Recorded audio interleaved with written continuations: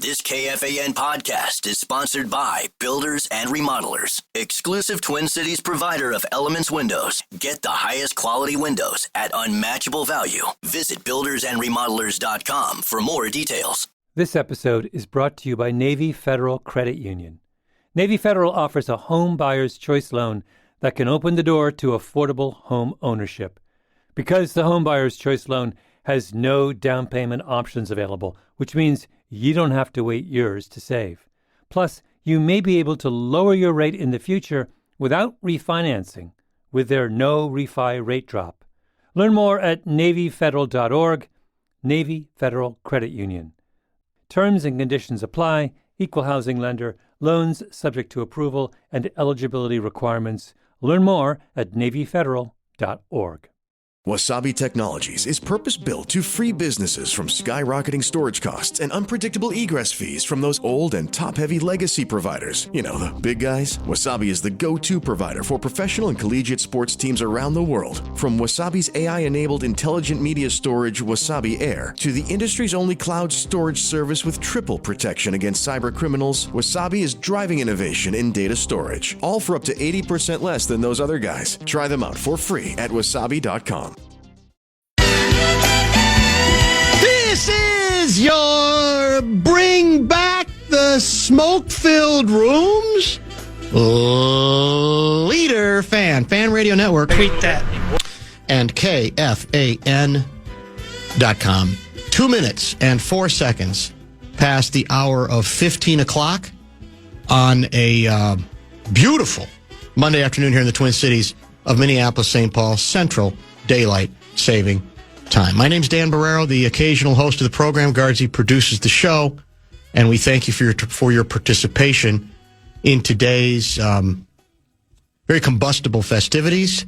The updated time for, I think, our only scheduled guest right now is 4:02. John Athletic is scheduled for 4:02. I believe he is back from Vegas. Is that correct? He is. And I think the games go on, right? It's not over. We've got a few more. Although it's reached a point where the biggest names tend to get shut down, which probably makes sense. It gets a little goofy, I think, when load management is going on for lesser players. You say, really? Because somebody's got to play, and especially I'd say if you're a fringe player, kind of trying to make a rep. It's hard for me to believe there's any upside to creating any kind of a load management. Like, wait, sit this game out. Yeah. We'll get you back in the next one. Soft tissue. That doesn't make much sense to me, I don't think. You know, the highlight of Summer League for me so far. What's that? Happened Saturday night early in the Wolves-Nuggets barn burner of a game where Anthony Edwards, Naz Reid, and Nickeil Alexander-Walker, who, still likes us, watched from a courtside seat close to the Wolves bench. And your guy only had one block shot, by the way. Yeah, he took a little bit of a step back, I think, from the explosion, I think, on Thursday afternoon. And I almost texted you to see if you were watching, but I'm glad I didn't, because they had it in the first quarter of Summer League. Rob Dillingham runs into a guy, makes the basket, they call a charge, but the Wolves bench challenges the call. And wins it? And wins the challenge. So there's even challenges in Summer League. Which I didn't really know. I didn't either. And I just loved that it was 3 minutes into the game, basically. You got to get the call right in Summer League. And we weren't even at the main gym. We were at, the side gym this time. But it just cracked me up that, there it is. It's Summer League, baby. It's Wolves Nuggets. We got to get the right call. Was it a correct reversal, do you think? I do. I think the defender was sliding a little bit. It was funny to hear the broadcasters. I don't even know who they were. They were really breaking it down. Like, I don't know. Was he there? Maybe his feet weren't set. From this angle, it looks good. They were selling it. that it was critical, but it just cracked me up. He had a much better game, as I recall. I think he still had 4 turnovers, but he had I think he had either, was it 9 or 11 assists? It was something like a much better game. You know what his problem is? He just needs to calm down. Yeah, he has a little of that. He's just always trying to do something. Yeah. And sometimes you don't need to do that. Let the play come to you. I think so. Relax a little bit. Maybe, I don't know, perhaps just some breathing exercises would be helpful. Some meditation. You never know. It might actually help. We are delighted you chose to join us here at 1,500 hours and 5 minutes. I say that because, as I said, the clock in front of us here is on military. I think it's called is it still called military time, or is that politically incorrect? It's probably, I don't know. I've always called it military. Okay. For 1,500. It's probably called something else. It's still there. I don't know what to make of that. I do know the Bradshaw and Brian KFAN text line is open at 64686, and a number of you are already weighing in. There's a lot of ground to cover beyond Johnny Athletic, and News on the March will be part of the discussion today. A section I call Lickspittle Analytics, which we will discuss before this program is certainly complete. I mentioned, and this might seem like an out of nowhere conversation on a Monday in the middle of July, but if not now, when? And I don't know that it's ever a bad time to do it. I was inspired. It is weird. Again, we all talk about the toxic nature of X, the danger of making assumptions on the basis of the discourse that's how most people feel, whether they're actually getting involved on that same irrational level on a number of subjects. And all that is true. But I still find great inspiration, great ideas for our program, great content for our program, things to think about if you look in the right places, right? And sometimes it's just the most innocuous question that someone throws out trying to get participation and get clicks. And the question that was asked was, name something that you felt very positively about at first, and you've gone 180 degrees in the other direction on that particular subject. And one individual, I don't even remember who it was, said, I'll play, and said, the thing I've turned 180 degrees from being very much in favor to being opposed is C-SPAN cameras. By that, of course, he means C-SPAN is I think still quasi, I think it's affiliated, has some affiliated with the government, but it stands for something. I don't know. But what it does is it's the mechanism through which congressional hearings, Senate conversation, House conversation, interviews, the whole bit, are made available to the constituents. Cable Satellite Public Affairs Network. Thank you. And I think the famous name, the guy who put that on the map, I think his name is Brian Lambert. Brian Lamb. Brian Lambert's Brian Lambert. That's very different. Yeah, Lamb, you're right. And is he still alive, Lamb? Brian Lamb is 83 years old. Okay, so Purdue University. He put it. That's right. He is I think he's a Midwestern boy from actually. Lafayette. So, and in theory, you go, well, this is good. Historically, we haven't had all these things. If you care to watch, to have all this stuff televised. Now, presumably, you don't have time to watch all of it, even if you're interested in some of it. But the idea is then you have media outlets that can capture video of exchanges, right, between members of Congress or between a member of Congress and someone who is testifying in a given committee. And you say, well, exposure's good. That's what we're looking for. We need, people need to see all of this stuff for all of its warts. They need to see it. But the conclusion, I think, of this individual, if I'm reading correctly, is what have we wrought?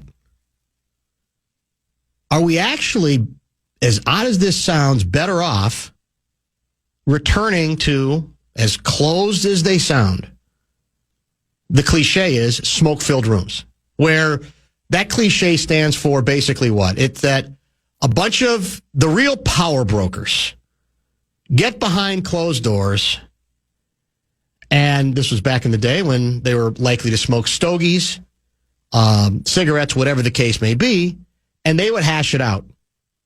And there were no media members, there were no reporters there to chronicle any of it, how the sausage was being made. It was, we'll figure it out.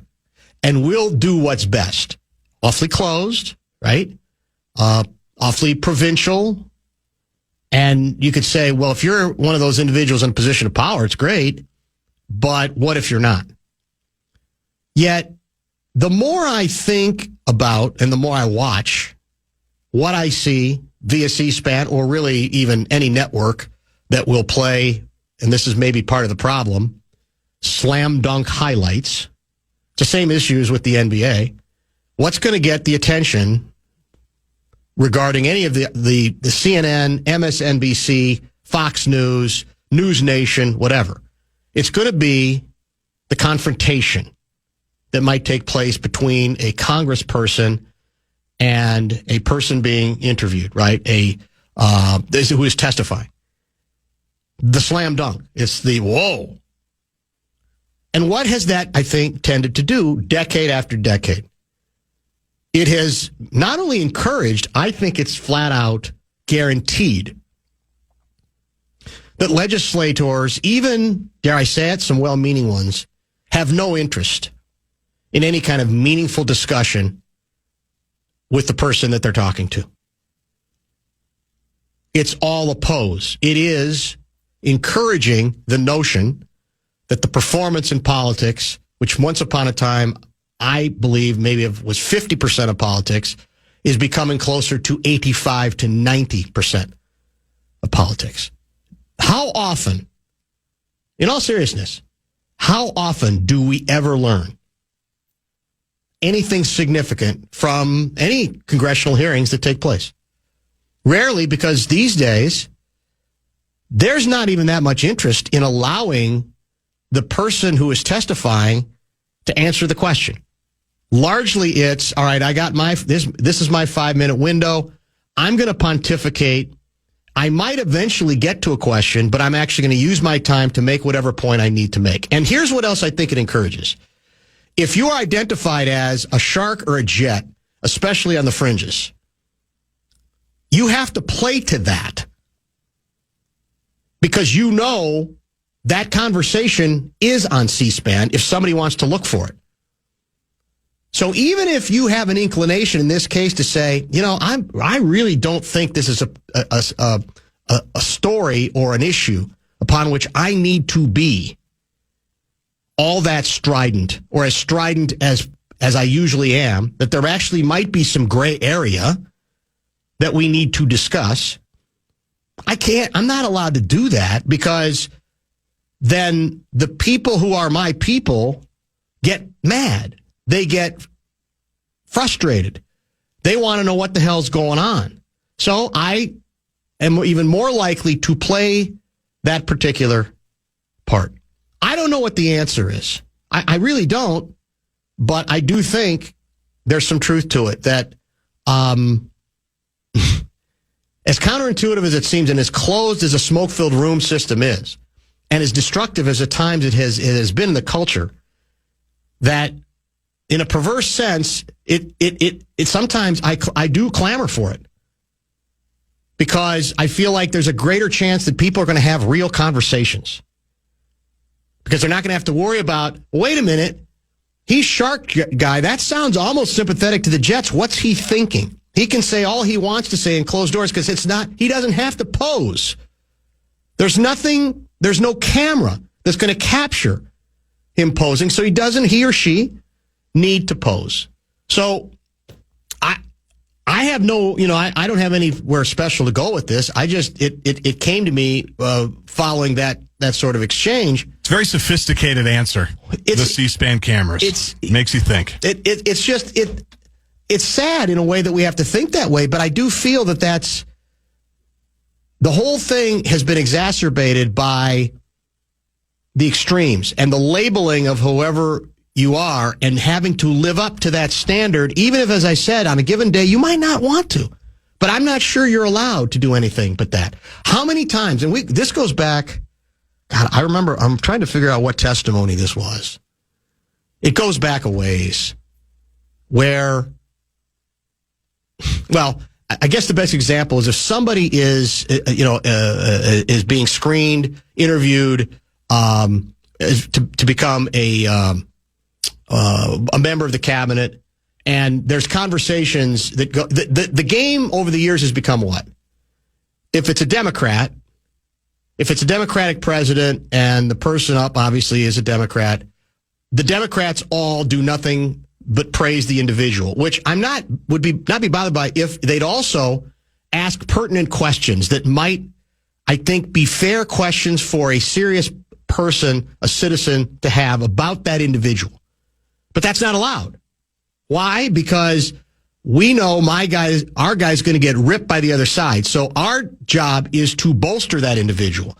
Our job is to support that individual. And our job is even to fend off any criticism. So the idea, have you ever heard of the expression devil's advocate? Mm-hmm.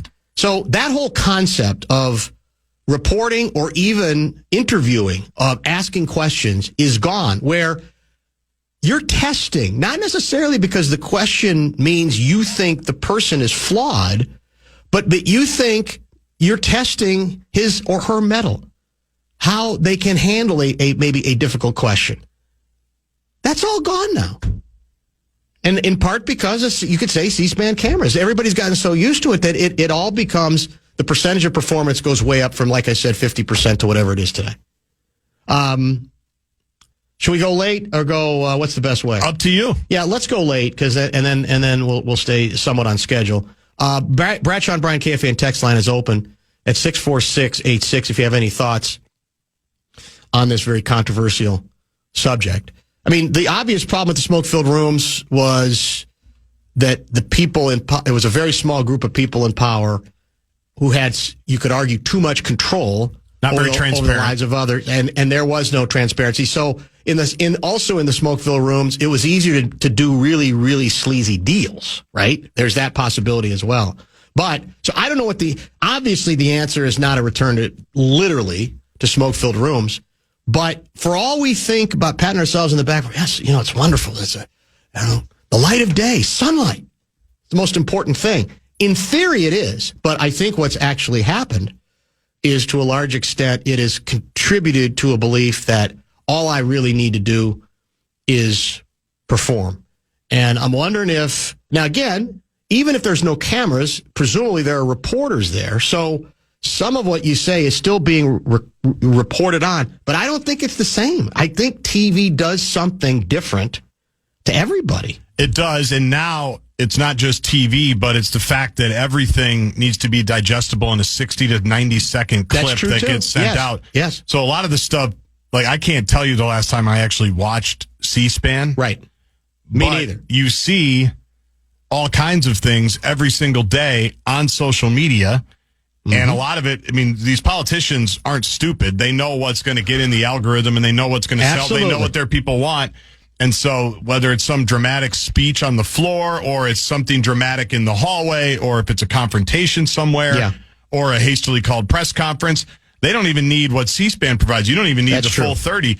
They need 30 seconds to throw out whatever. And then that's all anybody's going to be talking about on every other show and every other podcast and every other platform. Yeah. Well, and again, I mean, occasionally, you got to think serious stuff happens, because stuff does get passed. But in the meantime, we're, I think, still stuck with the fact that the human tendency, the temptation to simply worry more about the cameras than the substance of what you're chatting about is, like I said, too clear and too tempting for people to get past. And again, it plays out every time. And it's on this, I think it's either party. Most recently, it happened to Walz and several Democratic governors. And it's true that there was no interest in any real back and forth. There was plenty, I think, that could be raised legitimately, but that really wasn't the game the way it was played. But that's just the most recent occasion. And as I said, even when it comes to Supreme Court nominees, the notion that a member of the same party as that of the president who has nominated this individual might ask pertinent, in some cases, like I've said, difficult questions, it just doesn't happen anymore. It hasn't happened, I don't think, for a long time, but now I think that's even worse, because it's viewed as giving sustenance to the enemy, and the enemy is going to beat up my guy or my gal enough already. All of which, though, makes none of the discourse seem particularly serious. That's all. That the idea of, I'm here to ask questions. I'm here to challenge. I may know what my vote's going to be, but I'm here to try to open the door to some kind of a real honest dialogue, that gives true meaning to this sunlight that we all celebrate, and that the C-SPAN cameras are there. But again, how often do you come away from watching these things feeling that way? I always come away exasperated. I already know, it's like I already know how this is going to go. Mm-hmm. I'm not going to feel like I'm getting anywhere. I don't even feel like I get, because here's a lot of what happens. The old bit of, I'm going to ask 7 questions in a row, not intending an answer, but it's just my way of then speechifying on whatever subject I think needs to be raised. And you're back to, well, why do you have this person here? Just give the speech. What's the point of having the conversation if it really isn't going to be a conversation, as we like to say on this show? Because they just have stuff they want to get off their chest. Yeah, it's... Pat from Lakeland writes, what makes you think the smoke-filled room conversations aren't happening? We get the theater, then the decisions are made, bad deal for all. Well, there's some truth to that.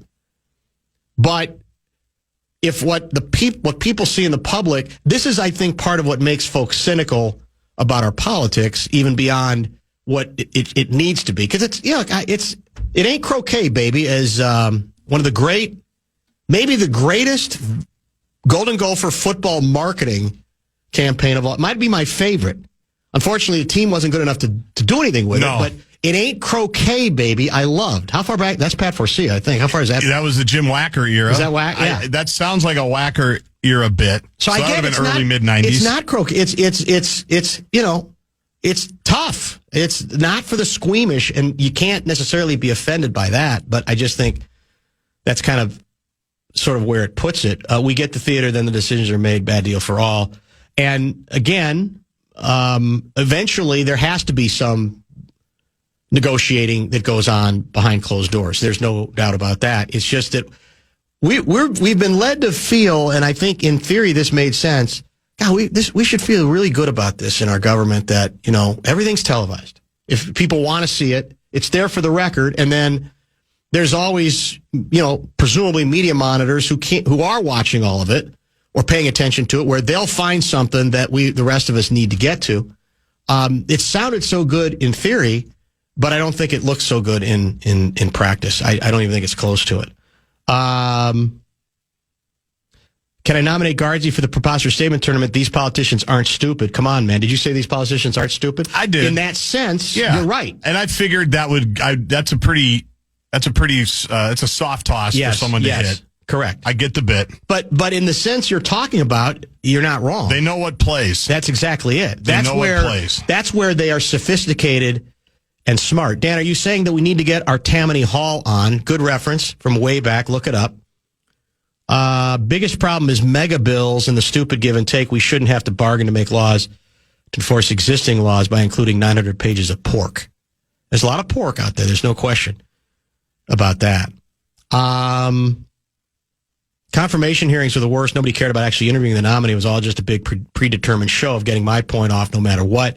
Nobody gains anything from that. It really is a waste of time. It is a waste of time. Sad, but true. That's sort of, I think, the way, and is it the same? Is it as bad at the state level as national? I feel like it is. Do we have our own version of C-SPAN? I think we do. Isn't everything televised? Yeah, I think we do. Or it's available somewhere. Yeah. I don't know, though, for sure. I also haven't been watching that religiously. Well, here's what's weird. Like, I used to argue, discuss this subject with the late, great Ron Rosenbaum and the late, great Joe Friedberg, separately, sometimes together, but usually separately. And I think they were both very much believers in cameras in the courtroom. And again, in theory, even in the state of Minnesota, where that's not been the norm, it makes some sense. You look back on the Floyd trial and you say, well, that was a necessity in that situation, given the importance of the story, the volatile nature of everything we were dealing with. And I don't disagree with that. What they said to me was, what I know Joe said for sure was, look, you almost, are you sometimes playing, would you sometimes play to the camera a little bit if it were available to you, the camera? Yeah, but he thought it reached a point where you tended over a period of time that evened out and you almost tended to forget about it. Maybe that's true in a courtroom. And I think it probably depends on the attorney. Yeah. And the approach that they want to take. Joe, by the way, would have loved the cameras. There's no question. And he did on occasion would have been great around the country. But I do think there's probably a greater likelihood that it's going to be even tougher because politicians, it's over and over and over and over again. You know, I don't know how many cases the average attorney, even a good attorney, does in a year, but not a bunch. So there's a lot more frequency to it as well. So again, in theory, I get everything's better open. Everything, and I'm not here to shut everything down. I'm just here to say we should be honest about, stop patting ourselves on the back about how well it's worked out to have the openness that we've had with more and more cameras in regards to the way the sausage is made, politically speaking, because I think all the signs are it is done. What is mainly done is encourage an even greater percentage of performance, as we indeed said. Bonus bucks? FanandBigDeck.com want to give you a shot to win bonus bucks with our National Cash Contest. First keyword of the week for this show is cash. Go to KFAN.com and enter the keyword cash. Fan. Tweet that.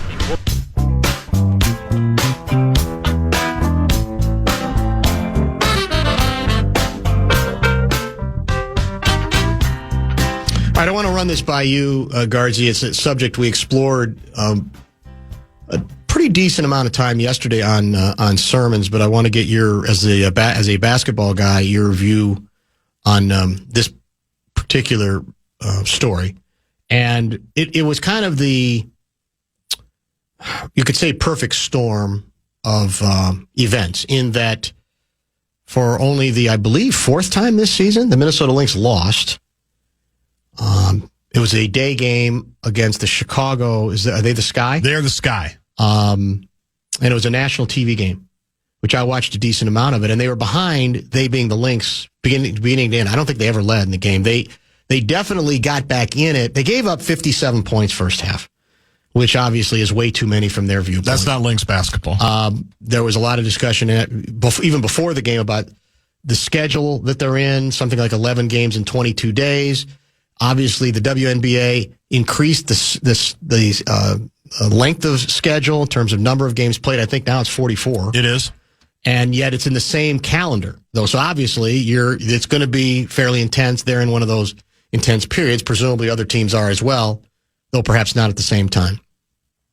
But the perfect storm that developed was the loss, the fact that Angel Reese played really well, and the fact that the Lynx also announced or made official that Pili, I guess is how it's pronounced, our number one pick from a year ago, has been waived.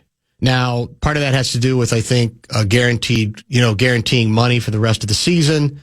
Part of that has apparently with the possibility of creating roster space for this Belgian star who we may be on the verge of signing, who has played overseas already with Nafisa. And Nafisa has on record, apparently there's not any issue of tampering because she's a free agent. Nafisa has said, love to have her, be outstanding.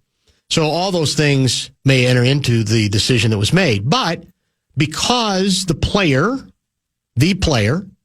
that the Lynx very publicly and notoriously passed on, played as well as she did, helped her team win, Lynx lose. The player we moved down to select instead has been a complete disaster. Never played. The subject has come up again. How do we fairly define that particular move? Now, the asterisk that I didn't get into yesterday that is at least worthy of mention today is the rest of that deal has not yet transpired. And that is, I believe we have the option to change number ones with Chicago next year. So correct. That could end up being the Chicago, I think, even with the victory, I think they're 6-13, 7-13. That was their seventh victory. Yep. So that could end up being a very good pick. And so in the end, you say, if we're really going to fairly evaluate the deal, you're going to have to factor in what you got for that player. However, I will say this now. I think, and I got a lot of pushback from this on some Angel Reese terrorists who still don't like her. I've seen enough of her now that it's a swing and a miss. I just don't think you can finesse it or put any veneer on it. You have to acknowledge the obvious. The team made it to the last game of the WNBA Finals a year ago, maybe a bad travel non-call away from winning their 5th title. They have still the best record in the league. They have not in any, so in a meaningful sense, suffered dramatically. But I've seen enough of her now that I've actually reached a point where I think and maybe it's her own fault, I think Reese is being penalized for the frivolous stuff, the polarizing stuff, too much, that it has closed people's minds to such a degree, they've gotten so turned off that they have not bothered to watch her to consider the possibility that she has improved dramatically since she got in the league. She had, I think, 6 turnovers. That's a downside, you could say, no question. But what I saw was a much more varied player. I saw a player who was playing better on the perimeter than I remember her playing, shooting better. I think she's now up to about 40% from 30. She's still a relentless rebounder, and you can do the cliche about, she's a miss, just grabbing her all her own shots. Fine, go with that if you'd like. And she only had 2 offensive rebounds of her 11. Well, there you go. On Saturday. But that's the truth. That gets in the way of the narrative. And I think she had 4 or 5. She passed the ball nicely. She had 4 assists. She's a good player. And so, again, you can't, I don't think, turn it into a major cause because the team itself is not struggling. But I can't help, and again, I get it. We want to play 5 out. That's not the way she's at her best. I've heard all that before. You and I have talked about that before.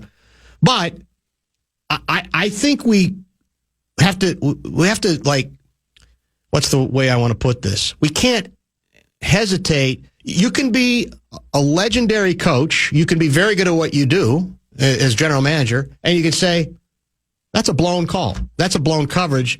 That's a mistake. There's always got to be room for a player, particularly on a team that's had some rebounding issues, that brings that kind of rebounding verve and fizz to what she does, even if we all get there are other aspects of her that bother us. So where are you on that whole issue?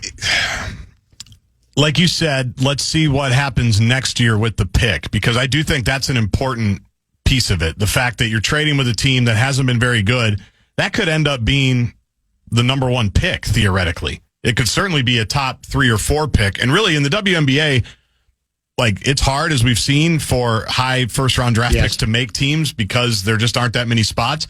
So that could be a very important asset to them a year from now. So that should be factored in. But when you do it as dramatically as you did, and kind of the trade, and then there wasn't great conversation about when they were asked about it, why didn't you want Reese? They made it pretty obvious they didn't think she was going to be a good fit here, right? Like, they didn't want to deal with the extracurricular stuff, which is fine, which is their right, but you also go, well, why necessarily? Why wouldn't it? Did you not think she was going to be good enough to deal with the extra stuff? Because I think she's proving she is pretty good. Now, I know they're not very good still. No, they're still 7-13. That's right. And so she's a big box score. But the other part of it is, when you do that, you got to get something from the player that you actually choose. And it was pretty obvious early a year ago that the player that they picked at, I think, 8 wasn't going to help them in any meaningful way whatsoever. And so I think that's where you kind of get sideways, is not only did you pass on someone who might be very good, we'll see what happens with the draft pick, which I think is important. You swung and missed so badly with the player that you picked. And at the top, I said, she's not the first top 10 pick in WNBA history to not play. It's really difficult to make these rosters, especially a really good one, but you would like to see at least something from your 8th pick if you're going to make a move like that. Exactly. It's much easier to let it all go if that's at least a rotational player. And look, I'm not basing all of this on the Saturday game. That was just a symbol where it all, like I said, the perfect storm came together. It's much wider than that. And I threw this out yesterday, and we maybe even talked about this. I'm wondering if I tried this on Reeve the one time I did try to get her to talk about this subject. I don't remember. But the one thing looking back on it that does strike me is you could say, well, this is this is the kind of basketball operation. You can liken it if you want to go NBA to the Spurs, where you feel like it's no nonsense. The coach is no nonsense. The team is serious. They don't need the other stuff. They just don't need it. And you could say their own track record proves that's to an extent true. But can you not make the argument that when you have that sort of internal, already established internal environment, pretty good internal policing, to very good internal policing, that's exactly the perfect place for an Angel Reese to land, because you have actually a pretty good chance of bringing her into enough of the line to where you get the best out of what she can give you, and maybe you minimize some of those other issues. Because if she walks into a clubhouse where it's, dogs and cats living together, that's where that could play to her worst instincts. It's the places where the culture is set, as much as I hate using that word, where you go, bring it on. We can handle that. We've talked about that with other sports, with other teams, that sometimes that's the team that can take a little bit more of a risk on volatility because they got serious adults already in that room. Rodgers and the Steelers. Yes. We talked about it with Rodgers coming here. It'd be the ultimate test of the culture of collaboration with the Vikings, right? That they have this culture set up. No, you're 100% right about the Lynx part of it. She's averaging 13 and 13 , basically. Yeah. That's really good. That's good. That would have been saying she's worth a exploring. Superstar, No. But that you put that on this team. Again, this team is they got the best record in ball. They may well be on their way. And if they add the Belgian, my guess is they will become definitely the favorite if they're not already. But another challenge when you're good as often as these guys have been good is you're generally not drafting very high. Exactly. So then it's, how do we replenish? We don't want the ups and downs. Well, one of the best ways is we can add a young talent who can do the things she can do, and as a relentless rebounder, they don't have anybody who rebounds like her. And whatever it is. And I said, when I've watched her this year, and maybe I'm not watching the right moments, I see a little less of the histrionics. I don't see it gone, but I don't see as much. I don't quite see as much of that as I did before. So again, you can't, no one's calling obviously for anybody's head. That's what makes this an interesting subject, because you go, how far do you go with it, given the team struggled to the degree that they went down to the last play of the last game of the WNBA Finals a year ago and are in position to make another run right now. Obviously, you can't go crazy with it, but I still can't help project. And again, the comeback that was offered yesterday, and it's a fair one, is, could she have blown up the whole thing? Yes. Maybe. That's what you don't know. You can play that both ways. And they've had some players in the last handful of years that did have some of that, and they got rid of them. And so maybe they were worn down by that, and you didn't want to take somebody that could potentially do that. Because remember, a year ago at this point, they were kind of a surprise team to people, because people. That's true. They were. Collier missed the year when she, had her kid, which I think people forget about when they kind of took the dip a few years back. I mean, Nafisa didn't play a whole season. That's going to be an omission for anybody, right? She's probably going to win the MVP this season, but they weren't on, a lot of radars as this is a potential title team. No. They obviously got to that very, very quickly, and now for the next handful of years, they're going to be. What do you make of this text? See what we might really be dealing with here at the second or third level. Wouldn't work here. Thug gonna thug. Doesn't matter the culture. I can't help you. 320 guy. I can't help you, man. But you're revealing yourself. Correct. In a way that is sad and kind of pathetic. And I think a lot of the pushback, I'll be honest, that I got yesterday was along those same lines. It just was. And that's I think part of the sad reality. Look, I've said some of her behavior you have a right to respond to individually. And she, we've tried to go after her for some of the things that she has indeed done in the past. But it's a long way from here to there. And what it tells me now is you're so embedded in that logic or illogic that it wouldn't matter if she averaged 23 and 23. Not worth it. Not going to go there. As if like every game, like every 4 or 5 minutes, she's creating some kind of a scene. Right. That's not happening. It's not. Very strange. We need another pause. We're a little bit behind. You're right. Let's do that. We'll come back. I got another quickie hoop item to get to. Johnny Athletic will join at 4. We've got some A-section material, including news on the march, to get to in the 5 o'clock hour. Don't go away. Man.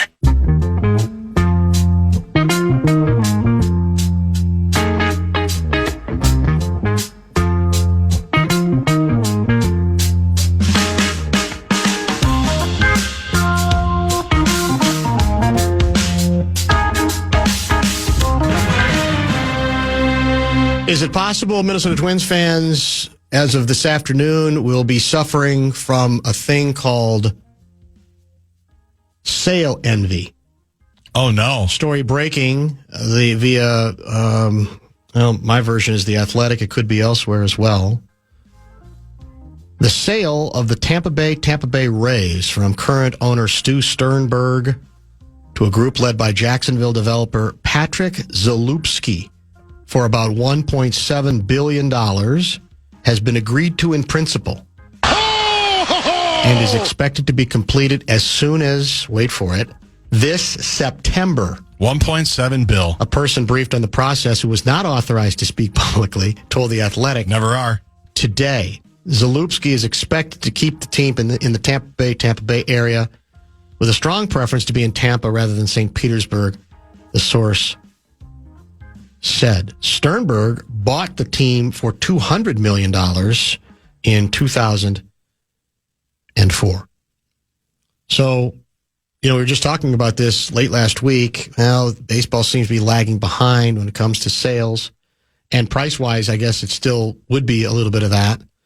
But this is about, 1716, this is kind of the number we've heard floated on the Twins. It's correct? right there, yeah. Now, somebody had a report that the Twins have shown a willingness to drop the price a little bit, and there's one media report, I think, that suggests there is an actual would-be buyer, and that it's moving closer to actual resolution, but I've not read this confirmed by anybody else, so I don't know how far along it is. And let me just say, and this story underscores it.